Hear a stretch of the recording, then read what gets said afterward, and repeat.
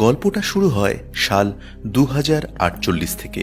এটা সেই সময় ছিল যখন পৃথিবীতে বাস করার মতো কিছুই ছিল না, আর বাঁচার জন্য বাকি যতটুকু রিসোর্স ছিল সেগুলো দখল করবার জন্য এক দেশ অন্য দেশের সঙ্গে যুদ্ধ করতে লেগে পড়ে।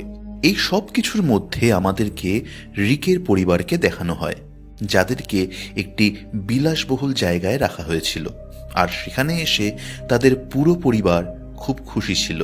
রিকের পরিবারে তার স্ত্রী এবি আর তার ছেলে ছিল। তখন তারা জানতে পারে যে সেখানে আরও 13টি এমন পরিবার আছে যাদেরকে এখানে নিয়ে আসা হয়েছিল আর যাদের ওপর রিসার্চ করা হবে, মানে পরীক্ষা নিরীক্ষা করা হবে, আর যে কারণে সেখানে বিজ্ঞানীদের পুরো দল উপস্থিত ছিল। পরের দিন সকালে সেই প্রজেক্টের হেড প্রফেসরকে দেখানো হয়। তিনি বলেন যে আগামী 10 বছরের মধ্যে পৃথিবীতে সব কিছু শেষ হয়ে যাবে, আর কিছুই অবশিষ্ট থাকবে না, আর তখন মানুষেরা আর পৃথিবীতে থাকতে পারবে না। তখন আমাদের কাছে শুধুমাত্র একটাই রাস্তা থাকবে, আর সেটা হলো টাইটান, যেটা কিনা পৃথিবীর পর দ্বিতীয় এমন একটি মাধ্যম, যেটা কিনা একটা বড় উপগ্রহ।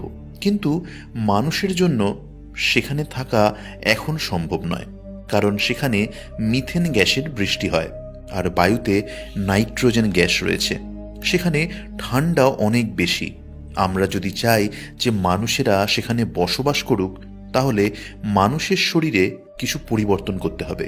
তাই এখানে আমাদের কাছে কয়েকটি পরিবার আছে, যাদেরকে আমরা 5000 লোকেদের মধ্যে থেকে বেছে নিয়েছি। তাদের মধ্যেই রিক ছিল, যাকে আমরা গল্পের শুরুতে দেখতে পেয়েছিলাম।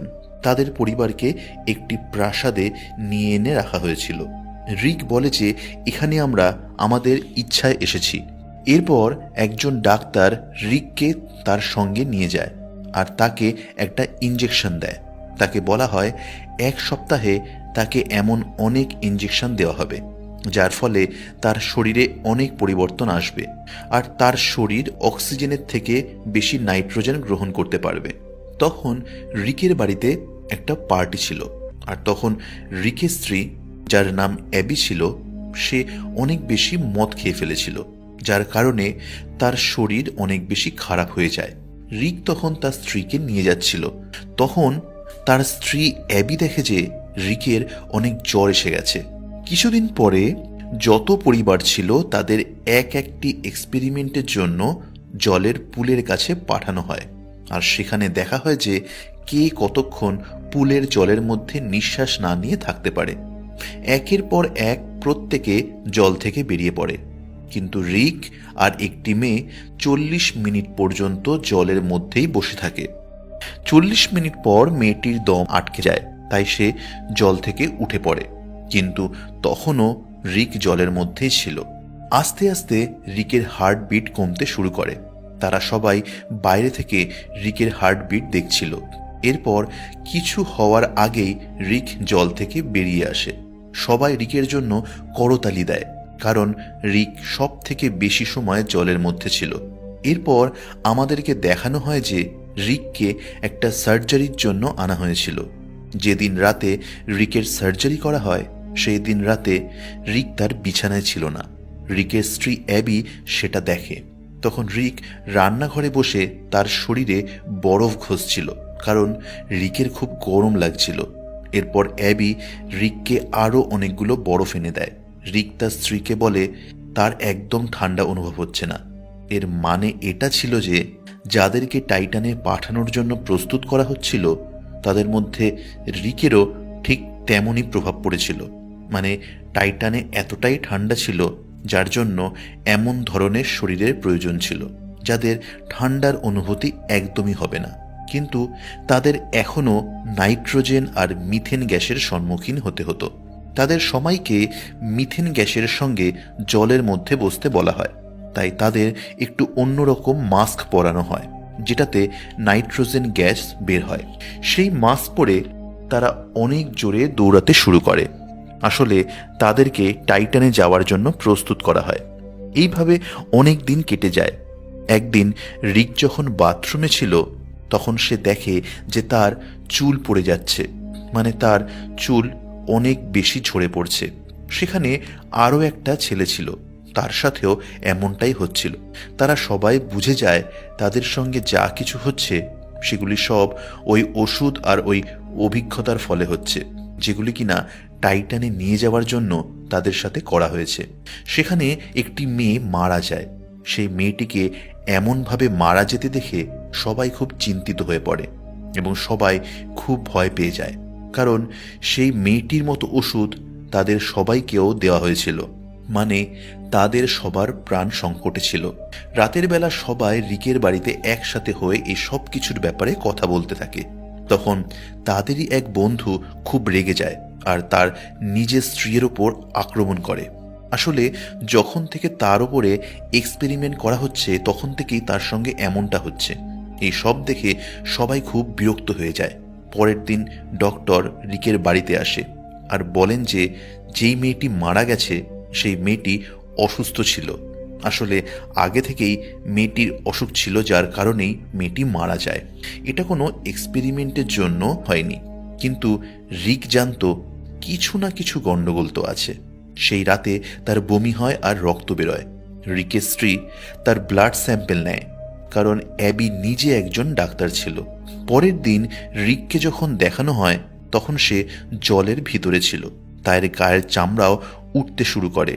এই ব্যাপারটার জন্য রিক খুব ভয় পেয়ে যায়। অন্যদিকে অ্যাবি রিকের রক্ত পরীক্ষা করার জন্য ল্যাবে যায়। সে রক্ত পরীক্ষা করে আর জানতে পারে যে রিকের শরীরে এমন অনেক কেমিক্যাল মেডিসিন মেশানো হয়েছে যেগুলি আগে বলা হয়নি। অ্যাবি এই সব কিছুর ব্যাপারে প্রজেক্ট প্রফেসর হেডের সঙ্গে কথা বলে, কিন্তু তিনি অ্যাবিকে কিছুই বলেন না। এরপর রিকের চোখের অপারেশন করা হয়, কারণ যাতে সে অন্ধকারেও দেখতে পারে। রিক যখন বাড়ি ফেরে তখন তার চোখ থেকে রক্ত বেরোতে থাকে, আর তাই তাকে আবার হসপিটালে নিয়ে যেতে হয়।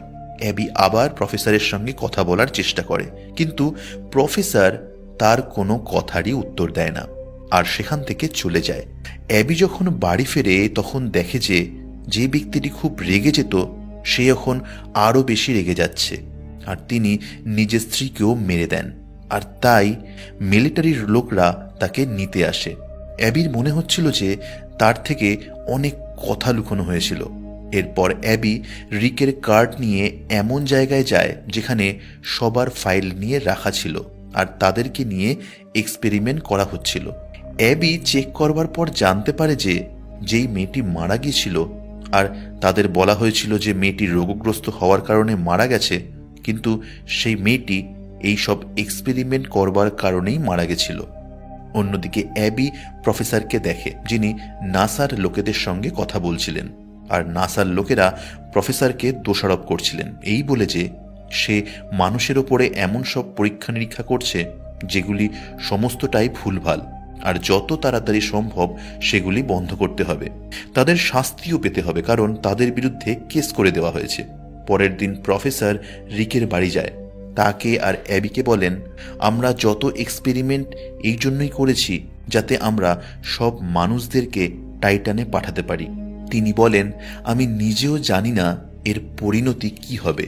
সব মানুষের ডিএনএ আলাদা আলাদা, তাই আমি জানি না সবার শরীরে এই ওষুধের কি প্রভাব পড়তে পারে।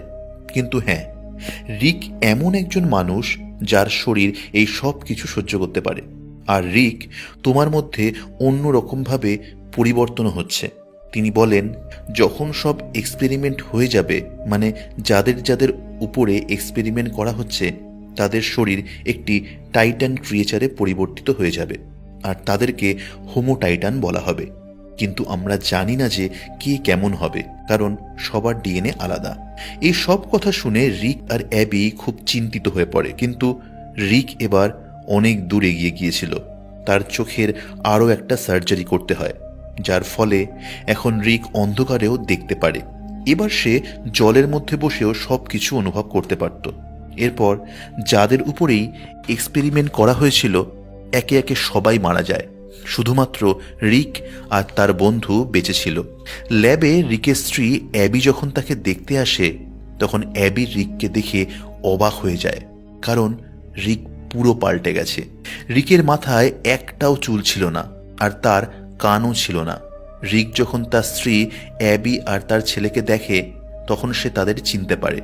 রিক এখন তার স্ত্রী ও ছেলের সঙ্গে কথা বলতে পারবে না, কারণ যখন রিকের শরীরে পরিবর্তন হয়েছিল তারপর থেকে সে লো ফ্রিকোয়েন্সি মানে আস্তে আওয়াজ করে। সেই আওয়াজটা সাধারণ মানুষের পক্ষে শোনা সম্ভব ছিল না। এরপর রিককে তার বাড়িতে পাঠিয়ে দেওয়া হয়, আর রাতের বেলা রিকের বন্ধু তার বাড়িতে আসে। তার হাতে রক্ত লেগেছিল। সে রেগে গিয়ে তার স্বামীকে মেরে ফেলে।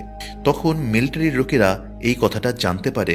তখন রিক আর তার বন্ধুকে নিতে চলে আসে, কারণ এখন এই সব কিছু খুবই বিপজ্জনক ছিল। রিকের বন্ধুকে মিলিটারির লোকেরা মেরে ফেলে, কিন্তু রিক তার শক্তি প্রয়োগ করে মিলিটারির লোকেদের মেরে দেয় আর নিজের প্রাণ বাঁচিয়ে পালিয়ে যায়। তার পিছন পিছন অ্যাবিও যায়। রিক তখনও অ্যাবিকে খুব ভালোবাসত। অ্যাবির হাত ধরে সে তার মস্তিষ্ক পড়তে শুরু করে। এটা তার একটা নতুন শক্তি ছিল, যার সাহায্যে রিক এখন সবার মস্তিষ্ক পড়ে ফেলতে পারত। তখন মিলিটারির লোকেরা আসে। অ্যাবির কথা শুনে রিক মিলিটারির লোকেদের কাছে নিজেকে ধরা দেয়। রিককে আবার ল্যাবে আনা হয়, আর সেখানে প্রফেসর অ্যাবিকে বলে, তোমাকে রিকের শরীরে একটা ইঞ্জেকশন লাগাতে হবে। সেই ইঞ্জেকশন লাগানোর ফলে সে তার অতীতের জীবনকে ভুলে যাবে, আর এটা রিকের জন্যই ভালো হবে। আমরা এবার রিককে টাইটানে পাঠাবো। যখন অ্যাবি রিকের কাছে যায় তখন সে রিককে ইঞ্জেকশন লাগিয়ে দেয়, কিন্তু রিক অ্যাবিকে ইঞ্জেকশন দিতে বারণ করে, কারণ রিক তার অতীতের জীবনকে ভুলতে চাইছিল না। অ্যাবি এমনটা করার পর তার বন্ধুর সাথে ছেলেকে নিয়ে চলে যায়। অ্যাবির চলে যাওয়ার পর রিক সেখানে সব সোলজারের ওপর আক্রমণ করে দেয়, আর সে তার ঘরে চলে আসে। আসলে অ্যাবি রিকের শরীরে ইঞ্জেকশন দেয়নি যাতে তাকে টাইটানে না পাঠানো হয়। সে যখন আবার তার বাড়িতে আসে তখন সে নিজের স্ত্রী এবং ছেলেকে দেখে খুব খুশি হয়। অন্যদিকে সেখানে মিলিটারির লোকেরা চলে আসে। এদের পাশাপাশি সেখানে প্রফেসরও ছিল। তিনি বলেন, রিককে তো আমাদের সঙ্গে যেতে হবে, কারণ আমরা তাকে টাইটানে পাঠাবো, কারণ রিক এখন আর কখনো মানুষ হতে পারবে না, আর না তো পৃথিবীতে থাকতে পারবে। রিককে বেঁচে থাকতে হলে টাইটানে যেতে হবে। অ্যাবিও সেটা বুঝে যায় আর বলে, এখন তোমার যাওয়ার সময় হয়ে গেছে, তোমাকে ফিরে যেতে হবে। রিককে টাইটানে পাঠিয়ে দেওয়া হয়। এই দুর্ঘটনার কিছুক্ষণ পরে দেখানো হয় যে সেই ল্যাবে রিকের স্ত্রী আর তার বন্ধু দেখাশোনা করছে। তারা নতুন নতুন এক্সপেরিমেন্ট করছিল যাতে মানুষদের টাইটানে পাঠানো যায়। একদিন রাতে অ্যাবির ছেলে বাইরে খেলছিল। তার ছেলে অ্যাবিকে ডেকে বলে, দেখো মা, আকাশটা কত পরিষ্কার, মানে আবহাওয়াটা খুব পরিষ্কার ছিল। তখন আমরা দূরে টাইটানকে দেখতে পাই, যেখানে রিক একাই দাঁড়িয়েছিল।